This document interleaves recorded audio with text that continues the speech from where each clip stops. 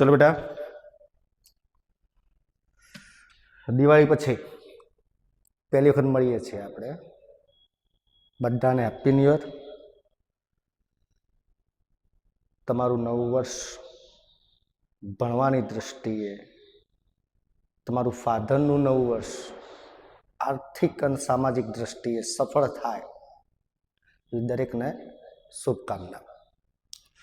જો બેટા હવે આપણે 5 ચેપ્ટર બાકી છે। વચમાં આપણી સ્પીડ ઓછી કરી હતી કે એવી ઈચ્છા હતી કે જ્યારે ફિઝિકલી ટ્યુશન ચાલુ થાય તો આપણે આ 5 ચેપ્ટર તમને સારી રીતે ભણાવી શકીએ ફિઝિકલી, પણ હવે હાલ હજુ 1 મહિના સુધી તો લગભગ તમારા ફિઝિકલ ટ્યુશન ચાલુ થવાની કોઈ સંભાવના દેખાતી નથી। એટલે હવે જે બે અગત્યના યુનિટ છે જે નીટ માટે બહુ અગત્યના છે એવા 2 યુનિટ બાકી છે, એક બાયોટેક અને એક જીનેટિક। તો આજે આપણે બાયોટેકની શરૂઆત કરીએ છીએ। બાયોટેકમાં 2 પાર્ટ છે, ચેપ્ટર 11 અને ચેપ્ટર 12। બંને પાર્ટ જો સમજ્યા તમે તો ભણવામાં બહુ જ મજા આવશે અને યાદ રાખવા પણ સહેલા છે, પણ હા જે વિદ્યાર્થી સમજ્યા છે એના માટે। બાકી સમજ્યા વગર જો વાંચવા જશો તો કશી જ ખબર નહીં પડે। તો હવે આપણે ચેપ્ટર 11 ચાલુ કરીએ છીએ બાયોટેકનું, બરાબર? ચલો બાયોટેકનોલોજી ચેપ્ટર 11। ચેપ્ટર 11 નું નામ છે બાયોટેકનોલોજીના સિદ્ધાંતો અને એની પ્રક્રિયાઓ। તો આજેનું ઇન્ટ્રોડક્શન આપણે ચેક કરીએ કે ઇન્ટ્રોડક્શનમાં શું કહે છે। તો સામાન્ય ઇન્ટ્રોડક્શન આપેલી છે ભાઈ, તો બાયોટેકનોલોજી શું છે, એની વ્યાખ્યા આપેલી છે, એના ફાયદા આપેલા છે। તો પહેલા તો બાયોટેકનોલોજી અંગ્રેજી શબ્દ છે, બાયો એટલે જીવ, ટેકનોલોજી એટલે ટેકનિક, એટલે ગુજરાતીમાં બાયોટેકનોલોજીને કહેવાય જૈવ ટેકનિક। તો આ જે જૈવ ટેકનિક છે, બાયોટેકનોલોજી જેને અંગ્રેજીમાં કહીએ છીએ, જૈવ ટેકનિક જેને ગુજરાતીમાં કહીએ છીએ, એનો મતલબ શું? તમે કહો સાહેબ અમને ક્યાંથી ખબર હોય, આ તો નવો વિષય છે, અમે પહેલી વાર ભણીએ છીએ, અમને નથી ખબર ભાઈ બાયોટેકનોલોજી શું છે। ભાઈ તમે જાણે અજાણે બાયોટેકનોલોજીનો રોજ ઉપયોગ કરો છો, જાણે અજાણે બાયોટેકનોલોજીનો તમે રોજ ઉપયોગ કરો છો અને તમે એમ કહો છો મને ખબર નથી। તમને ઉદાહરણ આપો, ચલો ઢોકળા, ઇડલી, ઢોસા, આ બધી જ વસ્તુ તમે ખાધેલી હશે ભાઈ, ખાધેલી છે કે નહીં? હા કે ના? હા। કેક તો અવારનવાર ખાઈએ છીએ, બેકરીની આઈટમો અવારનવાર ખાઈએ છીએ, આ બધું જ આપણે ખાધેલું છે, ખાધેલું છે કે નહીં? બસ તો આ જે બધી વસ્તુ હું બોલ્યો, ઢોકળા છે, ઇડલી છે, ઢોસા છે, કેક છે, બેકરીની આઈટમો છે, જે અવારનવાર આપણે ખાઈએ છીએ, તો બસ એમાં બાયોટેકનોલોજી છે। એટલે એનો મતલબ એવો થયો કે તમારી મમ્મી સરસ ઢોકળા બનાવે છે, સરસ ઢોસા બનાવે છે, એનો એટલે એમને બાયોટેકનોલોજી આવડે છે। બોલો તમે કહો સાહેબ કઈ રીતે? ચલો તમને ખબર છે બેટા, ઢોકળા બનાવીએ, ઇડલી બનાવીએ, ઢોસા બનાવીએ, તેના લોટને આપણે પલાળી રાખીએ છીએ। લોટને પલાળી રાખીએ એટલે સાંજ પડે એમાં આથો આવે, આથોણની ક્રિયા થાય, એ આથોણની ક્રિયા સૂક્ષ્મ જીવથી થાય છે, તમને ખબર છે। સૂક્ષ્મ જીવે મદદ કરી અને એના મદદથી તમે ઢોકળા ખાઈ શકો છો। તો બસ બાયોટેકનોલોજીમાં જ કરવાનું છે કે એવા સજીવોને શોધો, એવા સજીવોનો ઉપયોગ કરો કે જેની મદદથી તમને ફાયદો થાય, માનવ જાતનો ફાયદો થાય। તો બસ એ ટેકનિકને કહેવાય બાયોટેકનોલોજી, સિમ્પલ અર્થ। તો આપણે આસપાસ રહેલા એવા કેટલાક સજીવો લો કે જેનાથી આપણને પ્રત્યક્ષ કે પરોક્ષ રીતે ફાયદો થાય છે, તો બસ એ જ છે બાયોટેકનોલોજી, બરાબર? મેં પહેલા પ્રશ્ન પૂછ્યો કે ઢોકળા ખાધા, ઇડલી ખાધી, ઢોસા ખાધા, એ બધું બાયોટેકનોલોજીથી સંભવ થયું છે ભાઈ। એટલે ભલે ભણવા માટે બાયોટેકનોલોજી આપણામાં નવો છે, પણ એનો ઉપયોગ તો આપણે વર્ષોથી કરીએ છીએ। ચલો પહેલા તો તમે બધામાં જવાબ હા આપી. હવે હું પ્રશ્ન પૂછું છું, જવાબ વિચારીને આપજો. ચલો, દારૂ કેટલાય પીધો? બોલો, દારૂ કેટલાય પીધો? હા, ચિંતા ના કરો, જવાબ આપજો. મને એકલાને જ જવાબ દેખાશે, હું કોઈને કહી નહીં.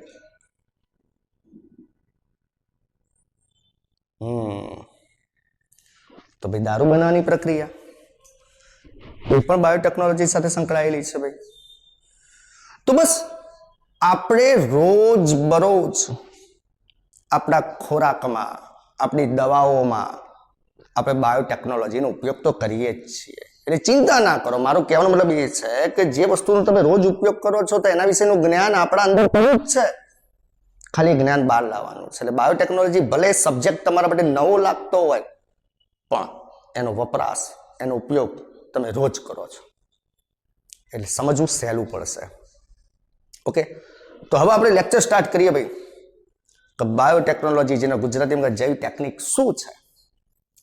તો આપણી આસપાસ એવા કેટલાક સજીવો છે, તો એ સજીવોમાંથી અથવા સજીવમાંથી કેટલાક ઉત્સેચકો પ્રાપ્ત થાય છે. એ ઉત્સેચકનો ઉપયોગ કરીને, ક્યાં તો સજીવનો ઉપયોગ કરો બેટા. જો હું વ્યાખ્યા સમજાવું છું, બાયોટેકનોલોજીની વ્યાખ્યા શું થાય, તો આપણી આસપાસ રહેલા કેટલાક સજીવો અથવા તો સજીવોમાંથી પ્રાપ્ત થતા ઉત્સેચકો, એનો તમે ઉપયોગ કરો અને એવો ઉપયોગ કરો, એની એવી નિપજો મેળવો કે જે માનવ જાત માટે ફાયદાકારક હોય. તો બસ એ ટેકનોલોજીને બાયોટેકનોલોજી કહેવાય. તો ફરીથી વ્યાખ્યા કહું છું કે આપણી આસપાસના સજીવ અને સજીવમાંથી મળતા ઉત્સેચકોનો ઉપયોગ કરી અને મનુષ્ય માટે એની નિપજો મેળવો, ઉત્પાદનો મેળવો, અને ઉત્પાદનો અને નિપજ મેળવવાની પ્રક્રિયાને બાયોટેકનોલોજી કહેવાય. ઉદાહરણ આપીને કહું, ચલો આપણી આજુબાજુ કોઈ ફૂગ છે, જેમ કે પેનિસિલિયમ, કોઈ ફૂગ છે, પેનિસિલિન નામની ફૂગ છે. તે ફૂગમાંથી તમે એક નિપજ મેળવી. ફૂગનું નામ શું કીધું બેટા મેં? ફૂગનું નામ શું કીધું બોલો? ધ્યાન ક્યાં છે બધાનું? ચલો, ફૂગનું નામ શું કીધું?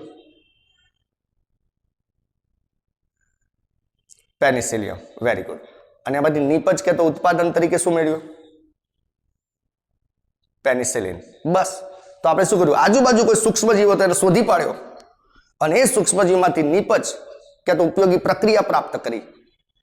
તે ફૂગ હતી પેનિસિલિન, એને શોધી પાડી અને એમાંથી દ્રવ્ય તરીકે પેનિસિલિયમ આપણે પ્રાપ્ત કર્યું. તો બસ એ મનુષ્ય માટે કલ્યાણકારી છે, ફાયદાકારક છે.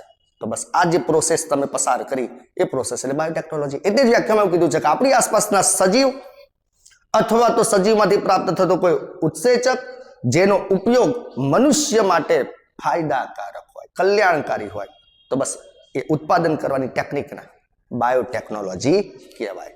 તો ચલો એની વ્યાખ્યા છે બેટા, ધ્યાન રાખજો. શું લખ્યું છે કે આપણી આસપાસના સજીવ અથવા એ સજીવમાંથી પ્રાપ્ત થતા ઉત્સેચકોનો ઉપયોગ કરી અને મનુષ્ય માટે ઉપયોગી નિપજો અને ઉપયોગી પ્રક્રિયાઓનું ઉત્પાદન કરવાની ટેકનિક એટલે બાયોટેકનોલોજી. તો ચલો બેટા, વ્યાખ્યા બધાને ખબર પડી ગઈ છે? જલ્દી આનામાં જવાબ આપી દો. 100% ખબર પડી ગઈ છે? ઓકે. ઇન શોર્ટ, આનો મતલબ મારે કેવો તો એવો થાય કે આપણી આસપાસના સજીવોનો એવો ઉપયોગ કરો કે એમાંથી યોગ્ય નિપજો આપણને મળે અને એ નિપજોથી આપણને ફાયદો થાય. ઓકે, એ બાયોટેકનોલોજી છે. તો સાહેબ અમે તો બહુ બધો ઉપયોગ કરીએ છીએ. દૂધમાંથી દહીં બનાવવું છે, બોલો એમાં સૂક્ષ્મજીવનો ઉપયોગ કરીએ છીએ કે નહીં? હા કે ના? હા. બ્રેડ બનાવીએ છીએ, બોલો એમાં સૂક્ષ્મજીવનો ઉપયોગ કરીએ છીએ કે નહીં? હા. વાઇન, દારૂ બનાવીએ છીએ, બોલો એના માટે ઉપયોગ કરીએ છીએ કે નહીં? તો કે હા. તો બસ, તો આમ વ્યાખ્યામાં કીધા એ પ્રમાણે આપણી આસપાસના સજીવનો એવો ઉપયોગ કરીએ છીએ કે એમાંથી ઉપયોગી નિપજો પ્રાપ્ત થાય છે. ઉપયોગી નિપજો તરીકે આપણે રોજ દહીં બનાવીએ છીએ, ઉપયોગી નિપજ તરીકે બ્રેડ બનાવીએ છીએ અથવા તો વાઇન બનાવીએ છીએ. તો બધામાં સજીવ તરીકે સૂક્ષ્મજીવનો ઉપયોગ કરીએ છીએ. સૂક્ષ્મજીવો દ્વારા સંપન્ન પ્રક્રિયા કરીએ છીએ. એ પ્રક્રિયાના અંતે આપણે ઈચ્છિત નિપજ તરીકે દહીં, બ્રેડ, વાઇન વગેરે વગેરે વગેરે વસ્તુઓ પ્રાપ્ત કરીએ છીએ, તો આ પણ બાયોટેકનોલોજીના સ્વરૂપ તરીકે જ એને વિચારી શકાય છે. અને તમે જ બોલો બેટા, શું આ બધી વસ્તુ હાલથી કરીએ છીએ કે વર્ષોથી કરીએ છીએ? બોલો, હાલથી કરીએ છીએ કે વર્ષોથી? વર્ષોથી. તો એનો મતલબ શું બાયોટેકનોલોજી નવો સબ્જેક્ટ છે કે જૂનો સબ્જેક્ટ છે? તે જૂનો સબ્જેક્ટ છે. બોલો ક્લિયર? પણ હા, હાલ પૂરતો મેં જે તમને બાયોટેકનોલોજીનો અર્થ સમજાયો છે એ ખાલી સીમિત અર્થ સમજાયો છે, ખાલી સીમિત અર્થ. હાલ પૂરતી જે વ્યાખ્યા સમજાય છે સીમિત વ્યાખ્યા સમજાય છે. હાલ એનો અર્થ સમજાયો છે, કોન્સેપ્ટ સમજાયો છે, સીમિત સમજાયો કે બસ એવી પ્રક્રિયા કરો કે જેમાં સજીવના ઉપયોગથી મનુષ્ય માટે ફાયદાકારક નિપજો અને પ્રક્રિયાઓ મળે. જેમ કે બ્રેડ બનાવીએ, દહીં બનાવીએ, વાઇન બનાવીએ, તે બાયોટેકનોલોજી છે. પણ આ એનો સીમિત અર્થ છે. એટલે લખ્યું છે અહીંયા જો કે આમ વર્તમાન સમયમાં આપણે સીમિત અર્થમાં બાયોટેકનોલોજીને જોવામાં આવે છે. તો સીમિત અર્થમાં જોઈએ તો ખાલી ને ખાલી આપણે એવી પ્રક્રિયાઓ ઉપર ફોકસ કરીએ છીએ કે જે પ્રક્રિયાથી ઉપરયુક્ત પદાર્થોનું ઉત્પાદનમાં વધારો થાય. તેનો મતલબ સીમિત અર્થમાં આપણે ખાલી શું વિચારીએ છીએ કે કેમ કરી આના નિપજોમાં વધારો થાય. એટલે લખેલું છે કે વર્તમાન સમયમાં સીમિત અર્થમાં જો બાયોટેકનોલોજીનો અર્થ જોવામાં આવે તો એમાં એવી પ્રક્રિયાઓને વિચારવામાં આવે કે ઉપરયુક્ત પદાર્થ, ઉપરયુક્ત દહીં મેળવવું, બ્રેડ મેળવવી, વાઇન મેળવવું, એના વધારે માત્રાનું ઉત્પાદન કઈ રીતે થાય. બસ હાલ સીમિત અર્થમાં બાયોટેકનોલોજીનો આ રીતે ઉપયોગ છે. એના માટે કદાચ કરવામાં આવે તો વધુમાં વધુ આપણે શું કરીએ છીએ? જનીન પરિવર્તિત સજીવો બનાવીએ છીએ. જનીન પરિવર્તિત સજીવ બનાવે પણ સીમિત અર્થ જ થયો કે મારે દહીં બનાવી છે તો દહીં બનાવવા માટે લેક્ટોબેસિલસ બેક્ટેરિયા, પણ આ પ્રજાતિના લેક્ટોબેસિલસ બેક્ટેરિયા યાર ઓછું દહીં બનાવે છે, તો એમાં કંઈક જનીન પરિવર્તિત કરો કે જેથી વધારે દહીં આપે. બ્રેડ બનાવી છે તો કે ઈસ્ટ બ્રેડ બનાવવામાં ઉપયોગી છે, પણ સાહેબ એમાં પ્રોસેસ લાંબી ચાલે છે, તો કંઈક એવી ઈસ્ટમાં જનીન પરિવર્તિત કરો કે બ્રેડ જલ્દી બની જાય. તો એનો મતલબ કાલ સીમિત અર્થમાં આપણો હેતુ એક જ છે કે કેમ કરી અને આપણે નિપજો ઝડપથી અને વધુને વધુ મેળવી શકીએ, અને એના માટે વધુમાં વધુ આપણે જનીન પરિવર્તિત સજીવોનો પણ ઉપયોગ કરીએ છીએ. તો આ જનીન પરિવર્તિત સજીવો એ સીમિત અર્થમાં લઈ શકાય. એટલે વાંચો કે આ જનીન પરિવર્તિત સજીવોનો ઉપયોગ કરવામાં આવે છે. તો ચલો બેટા, આટલી સુધી બધાને ખબર પડી ગઈ છે? કમ્પ્લીટ? આનામાં જવાબ આપો. તો બોલો, હાલ આપણે બાયોટેકનોલોજીનો વ્યાપક અર્થ સમજ્યા કે સીમિત અર્થ સમજ્યા? સીમિત અર્થ સમજ્યા, મર્યાદિત અર્થ સમજ્યા કે જેમાં બ્રેડ બનાવી છે, દહીં બનાવી છે, વાઇન બનાવી છે, અને એનું ઉત્પાદન વધુ ને વધુ મળે એના માટે શક્ય હોય તો આપણે જનીન પરિવર્તિત સજીવોનો ઉપયોગ કરીએ છીએ. જનીન પરિવર્તિત સજીવ શું છે તમને ખબર છે? આગળ ચેપ્ટર 9-10 ની અંદર તમે ભણી ગયા છો. બોલો ક્લિયર? બધાને કમ્પ્લીટ ખબર પડી ગઈ છે ને આટલે સુધી? ઓકે. તો બેટા સાચું કહું, ભલે અત્યાર સુધી આપણી બુદ્ધિ ઓછી હતી એટલે આપણે બાયોટેકનોલોજી નો ઉપયોગ સીમિત અર્થમાં કરતા હતા. બસ વધુમાં વધુ વિચાર્યું તો બ્રેડ વિશે વિચાર્યું, વધુમાં વધુ વિચાર્યું તો વાઇન વિશે વિચાર્યું, વધુમાં વધુ વિચાર્યું તો દહીં વિશે વિચાર્યું, અને એનું ઉત્પાદન વધુ ને વધુ મેળવવા માટે આપણે જનીન પરિવર્તિત સજીવ બનાવ્યા. તો બેટા બાયોટેકનોલોજી તો હીરાની ખાણ છે. હીરાની ખાણ કહેવાય બેટા. જેટલું ઉતરશો એટલું વધુ ને વધુ પ્રાપ્ત થશે, કલ્પના બહારનું પ્રાપ્ત થશે. નો ડાઉટ અત્યાર સુધી આપણે સીમિત અર્થમાં વિચારતા હતા, પણ હવે થોડું વ્યાપક વિચારો, મોટા પાયે વિચારો. નહીં કહેતા કે ટૂંકા ગાળામાં કરોડપતિ બનવું છે તો પછી સ્કેમ કરવો પડે હર્ષદ મહેતા જેવો. સીધી વસ્તુ છે. કોકના લાખ રૂપિયા તમે મારો તોય હરખી જેલ થવાની, કોકના કરોડો મારો તો હરખી જેલ થવાની. સજા તો સરખી જ છે, કલમ તો 420 ની જ લાગુ પડવાની છે. તો તો પછી બોલો, સ્કેમ કરવો તો નાનો કરવો કે મોટો કરવો? બોલો ભાઈ, મોટો જ કરાય. કોકના લાખ રૂપિયા ચોરીને હરખી જેલ થવાની છે અને કરોડો ચોરીને હરખી જેલ થવા છે. કરવું તો મોટું કરવું. તો આપણે અત્યાર સુધી શું કર્યું કે માનવ ટેકનોલોજી ઓળખી ના શક્યા. અત્યાર સુધી વર્ષો સુધી બાયોટેકનોલોજીનો બસ નાને નાના પાયે જ ઉપયોગ કર્યો. દહીં બનાવી, બ્રેડ બનાવી, બેકરી ઉદ્યોગ ચાલુ કર્યો. વધુ ઉત્પાદન મળે એટલે જનીન પરિવર્તિત સજીવોનો ઉપયોગ કર્યો. પણ બેટા મેં કીધું આ એક હીરાની ખાણ છે. જેટલું ઊંડા ઉતરશો એટલો વધુ ને વધુ ફાયદો થશે. અને નો ડાઉટ મનુષ્યએ વધુ ને વધુ ફાયદો લેવાનું ચાલુ કરી દીધું છે. કારણ કે હવે બાયોટેકનોલોજીને સીમિત અર્થમાં નથી જોતી. બાયોટેકનોલોજીને વ્યાપક રીતે વિચારે છે. મોટા ફાયદાની વાતો કરે છે. એટલે જેમ જેમ આગળ સમય ગયો તેમ તેમ બાયોટેકનોલોજીને વ્યાપક રીતે સંશોધનો ચાલુ થયા. અને એવી એવી પ્રક્રિયાઓ બાયોટેકનોલોજીથી શોધી, એવી એવી ટેકનોલોજી શોધી કે તમે કલ્પના પણ ના કરી શકો. જેમ કે ચલો આજથી 10-15 વર્ષ પહેલા કોઈ દંપતીને બાળક નથી, બિચારું શું કરતું? બોલજો.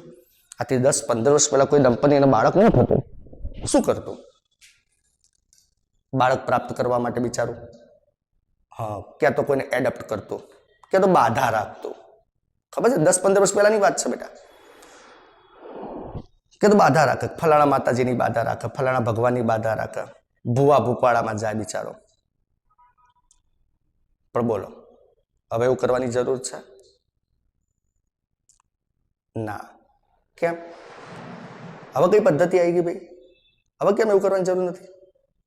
Very good. કારણ કે તમે 1 થી 4 ચેપ્ટરમાં ભણી ગયા છો કે હવે ટેસ્ટ ટ્યુબ બેબીની પદ્ધતિ આવી ગઈ, ઇન વિટ્રો ફર્ટિલાઇઝેશન. હવે કોઈ બાધા રાખવાની જરૂર નથી, કોઈ માતાજીને પગે પડવાની જરૂર નથી, કોઈ ભગવાનના દર્શન કરવા જવાની જરૂર નથી. ઇન વિટ્રો ફર્ટિલાઇઝેશન પદ્ધતિ આવી ગઈ. તમને હસવું આવશે, જાણીને હસવું આવશે. અમદાવાદ, બોમ્બેમાં અમુક એવી હોસ્પિટલ છે કે કોઈ દંપતીને બાળક નથી, ચિંતા ના કરો, પેકેજ આપ્યું. પેકેજ 2 સિસ્ટમ, 8 લાખ રૂપિયા ખર્ચો, અહીંથી બાળક લઈને જાઓ. 8 લાખ રૂપિયા ખર્ચો, બાળક લઈને જાઓ. રહેવું આવી ગયું, અંદર ખાવાનું આવી ગયું, બધું જ. દવા આવી ગઈ, ઓપરેશન આવી ગયા, IVF આવી ગયું, બધું આવી ગયું. 8 લાખ રૂપિયા આપો, બાળક લઈને જાઓ. જેટલા ટ્રાયલ કરવા પડે IVF ને એટલા ટ્રાયલ કરશે. કાંઈ ઘણી વખત પહેલા ટ્રાયલ એ સક્સેસ ન પણ જાય તો એમાં બીજો ટ્રાયલ પણ આવી ગયો, ત્રીજો. તમને બાળક લઈને ઘેર મોકલે. સમજાય છે? ગમે તે સિસ્ટમથી તમે બધી સિસ્ટમ ભણી ગયા છો, બધી સિસ્ટમ ભણી ગયા છો. તો એનો મતલબ આ તો ભગવાનના તોલે આવી ગયું ભાઈ. એનો મતલબ IVF જેવી જે સિસ્ટમ છે જેની આપણે કલ્પના પણ નથી કરી. આજથી 10, 15, 20 વર્ષ પહેલા માણસ બિચારો નાદારી ન થઈ દેતો કે ભાઈ હવે નથી બાળક, શું કરીએ? એના માટે પણ રસ્તો ખોલી નાખ્યો. તો કોનાથી શક્ય બન્યું? IVF થી. IVF એ કોનાથી શક્ય બન્યું? બાયોટેકનોલોજીથી. વિચારો તમે. તો એનો મતલબ બાયોટેકનોલોજીનો વ્યાપક અર્થમાં વિચારીએ છીએ. તેનાથી ઇન વિટ્રો ફલન પદ્ધતિ આવી ગઈ જેનાથી ટેસ્ટ ટ્યુબ બેબીનું નિર્માણ કરી શકાય છે. સમજાય છે? ચલો બીજી વાત કરીએ કે આપણે એવું કહીએ છીએ કે જેનેટિકલી રોગો જે હોય, જે વારસાગત રોગો છે, જનીન સંદર્ભિત રોગો છે, એની દવા નથી. વાત સાચી. જેમ કે કેન્સર.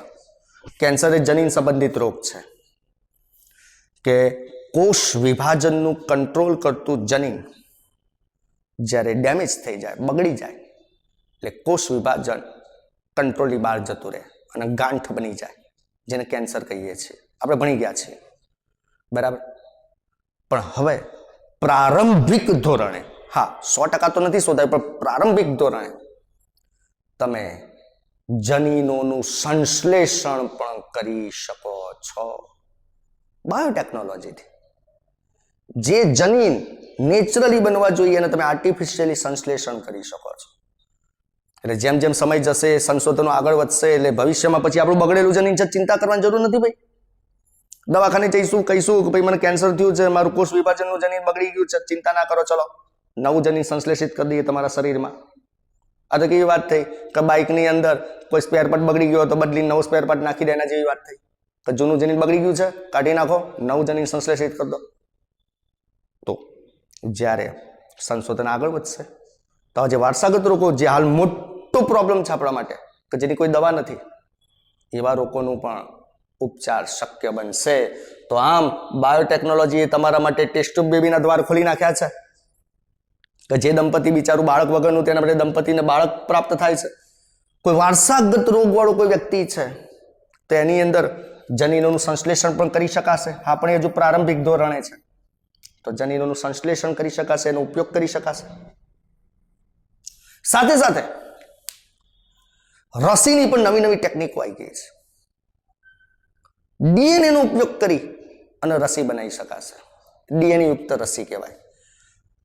તમે જોજો, હાલ ભારતની કોરોનાની રસી બનાવવા માટે 7 કંપનીઓ હરીફાઈમાં છે. તે 7 કંપનીઓ જે રસી બનાવે છે, નો ડાઉટ રસીની અંદર કેવો તમને એમ થાય સાહેબ ચલો બાયોટેકનોલોજી છે તો રસી બનશે, તો આટલો સમય તો જવાનો જ બેટા. કે રસી બનાવતા વાર નથી થતી, તેને ટેસ્ટિંગમાં વાર થાય છે. સમજાય છે કે નહીં? રસી તો તરત બની જાય. રસી બનાવી છે તો 3-4 મહિનાનું કામ છે, એમાં વધારે સમય ના જાય. પણ એ રસી બનાવ્યા પછી એ રસી ઓકે છે કે નહીં, એનાથી કોઈ આડઅસર તો નથી થવાની ને, એ બધું ચેક કરવા માટે ટ્રાયલ આપવા પડે. પહેલો ટ્રાયલ, બીજો ટ્રાયલ, ત્રીજો ટ્રાયલ, અને 3 ટ્રાયલની વચ્ચે પાછા અમુક મહિનાનું એનાલિસિસ રાખવું પડે. દાખલા તરીકે 20 વ્યક્તિઓને પહેલો ટ્રાયલ આપ્યો, એ તરત બીજા ટ્રાયલમાં ના લઈ જવાય. 20 વ્યક્તિઓને પહેલો ટ્રાયલ કોરોનાનો આપ્યો, પછી 3 મહિના 4 મહિના એ વ્યક્તિનું એનાલિસિસ કરવું પડે કે ભાઈ આનાથી એના કોઈ સાઈડ ઇફેક્ટ તો નથી થયા. પછી એમ લાગે કે ચલો 3 મહિના સુધી કોઈ સાઈડ ઇફેક્ટ નથી થયા, પછી બીજો ટ્રાયલ આવે. પછી બીજો ટ્રાયલ આપ્યા પછી પણ સાઈડ ઇફેક્ટ ચેક કરવા માટે તમારે 5-6 મહિનાની ગેપ રાખવી પડે. એટલે વાર થાય છે રસીમાં. બાકી રસી તો એની ઓન પ્રોસેસ જ છે અને સાચી દિશામાં જાય છે. તો આવી ડીએનએ યુક્ત રસી કે જે આજથી 20-25 વર્ષ પહેલા સંભવ નથી, હવે સંભવ બની ગઈ છે. તો આવી ડીએનએ યુક્ત રસી પણ તમે બાયોટેકનોલોજીથી બનાવી શકશો. તો આમ જોયું તમે, બાયોટેકનોલોજીનો જો વ્યાપ વધાર્યો તો ઇન વિટ્રો ફલન દ્વારા ટેસ્ટ ટ્યુબ બેબીનું નિર્માણ કરી શકાય છે. જનીનોનું સંશ્લેષણને એનો ઉપયોગ કરી શકાય છે. ડીએનએની રસી, ડીએનએ યુક્ત રસી મેળવી શકાય છે.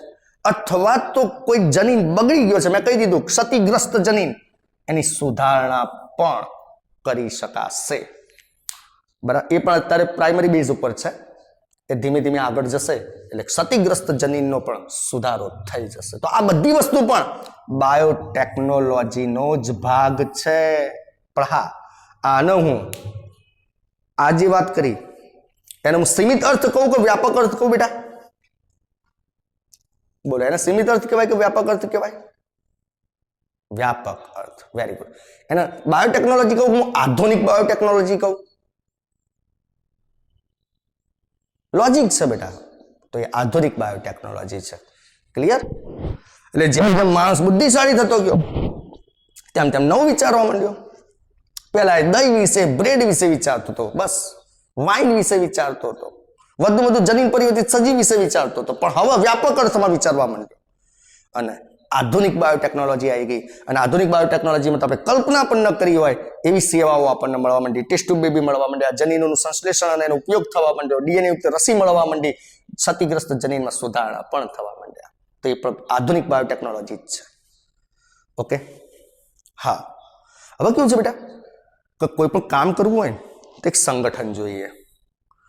જેમ કે આ બધા સાયન્ટિસ્ટો, તો બધા સાયન્ટિસ્ટ અલગ અલગ પ્રકારના હોય. તમને કહો ફિઝિક્સની અંદર સાયન્ટિસ્ટ હોય, કેમિસ્ટ્રીમાં સાયન્ટિસ્ટ હોય, બાયોલોજીમાં હોય.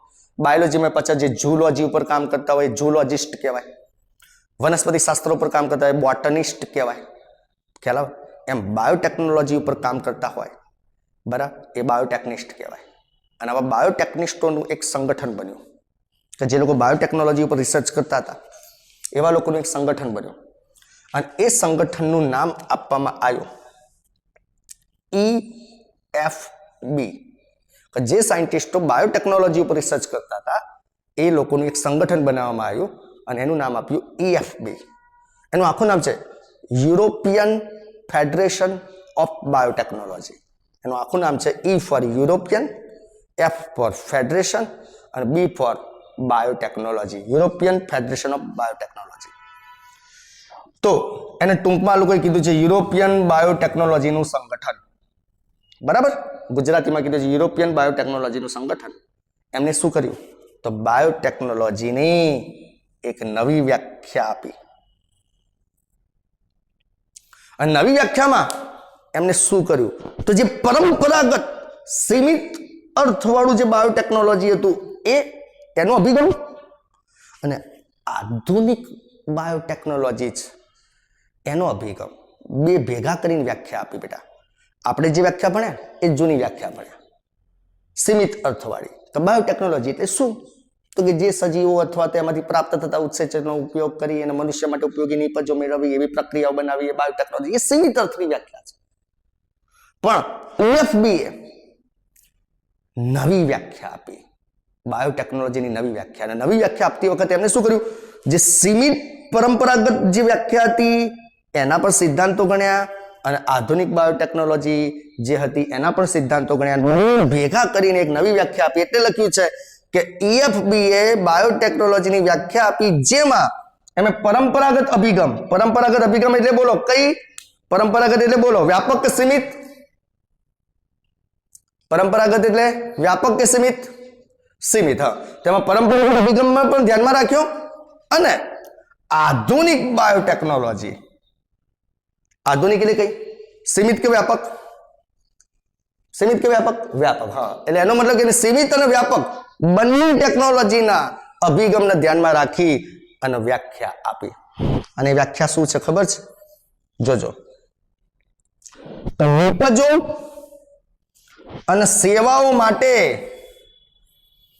પ્રાકૃતિક જીવ વિજ્ઞાન, સજીવ કોષ અને એમના ભાગોનો આણ્વીય અનુરૂપતાનું સંચાલન કરવું. હું સમજાવું પહેલા તમને, પહેલા વ્યાખ્યા ફરીથી એકવાર વાંચી જાઉં છું કે ભાઈ જૂનો અભિગમ અને નવો અભિગમ, સીમિત અર્થ અને વ્યાપક અર્થ બંનેને ભેગા કરી અને EFBA આધુનિક બાયોટેકનોલોજીની કે બાયોટેકનોલોજી વ્યાખ્યા આપી. એમાં એવું કીધું કે નિપજ અને સેવાઓ મેળવવા માટે પ્રાકૃતિક જીવ વિજ્ઞાનનો, સજીવોનો, એમના કોષોનો, એમના ભાગોનો આણ્વિક અનુરૂપતાનું સંચાલન કરવું એટલે બાયોટેકનોલોજી.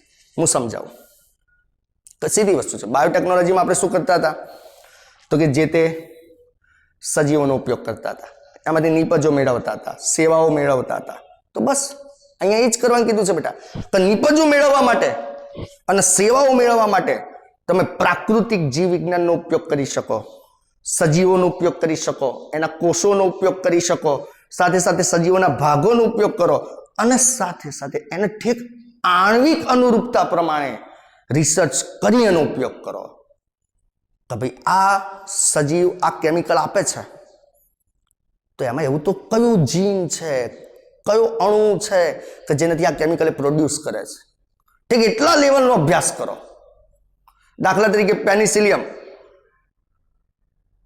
તમને પ્રાપ્ત થયો, એ પેનિસિલિન નોટેટમ નામની ફૂગમાંથી પ્રાપ્ત થયું. પહેલા શું વિચારતા હતા? બસ આ ફૂગ આ રસાયણ આપે છે એટલે આપણે મેળવી લેતા. પણ હવે એવું વિચારું કે આ ફૂગ આ રસાયણ આપે છે તો એવો કયો અંદર જનીન છે, તો જરૂર પડતી એકલા જનીનનો ઉપયોગ કરી શકીએ, જનીનમાં બદલાવ કરી શકીએ અને બદલાવ કરી અને વધુ નિપજ પ્રાપ્ત કરી શકીએ. તો આમ એને કહેવાય આણ્વિક સંચાલન કરવું. ખ્યાલ આવે છે આખી વસ્તુ? આણ્વિક સંચાલન કરવું એટલે કીધું છે કે નિપજો અને સેવાઓ પ્રાપ્ત કરો એની ના નથી. નિપજ અને સેવાઓ પ્રાપ્ત કરવા માટે તમે પ્રાકૃતિક જીવ વિજ્ઞાન, સજીવો, એમના કોષો, એમના ભાગોનો ઉપયોગ કરો એની ના નથી, પણ એનો ઉપયોગ ઠેક આણ્વિક લેવલે કરો, તમે માઇક્રોબાયોલોજીની રીતે કરો, સૂક્ષ્મ રીતે ઉપયોગ કરો કે જેથી વધુને વધુ ફાયદો થાય. તો બસ આ વ્યાખ્યા થઈ ગઈ કે નિપજ અને સેવાઓ માટે પ્રાકૃતિક જીવ વિજ્ઞાન, સજીવો, કોષો અને એમના ભાગોનો આણ્વિક અનુરૂપતા પ્રમાણે સંચાલન કરો એને કહેવાય બાયોટેકનોલોજી. તો આ છે બેટા અને ઇન્ટ્રોડક્શન. તો ચલો દરેક વિદ્યાર્થીને ઇન્ટ્રોડક્શનમાં ખબર પડી ગઈ છે? શ્યોર? ઓકે. કોઈનો કોઈ પ્રશ્ન પૂછી શકે છે? ચલો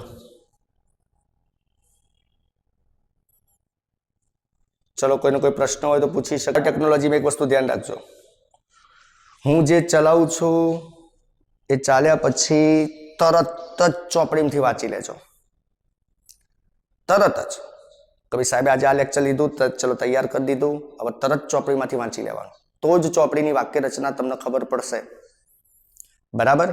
કારણ કે આપણું બાયોટેકનોલોજીનું યુનિટ આ લોકો એકદમ શોર્ટ કરી દીધેલો છે, એટલે સીધું તમે વાંચો તો નહીં ખબર પડે, પણ ભણ્યા પછી તરત વાંચજો તો ખબર પડી જશે. મિત્રો, બાયોટેકનોલોજી એટલો સરસ સબ્જેક્ટ છે કે જો એની અંદર વૈજ્ઞાનિકો વધુ સમય ફાળવીને વધુ સંશોધન કરશે ને તો એવું કહેવાય છે કે મનુષ્યના ભવિષ્યમાં અમર બનાવવો હશે ને તો એ તમે બનાવી શકશો. એ તો જેમ જેમ પાઠ ચાલશે એમ આગળ વાતો આવશે. ચલો, કોઈ પ્રશ્ન હોય તો પૂછી શકે છે, કાલથી આગળ વધશે.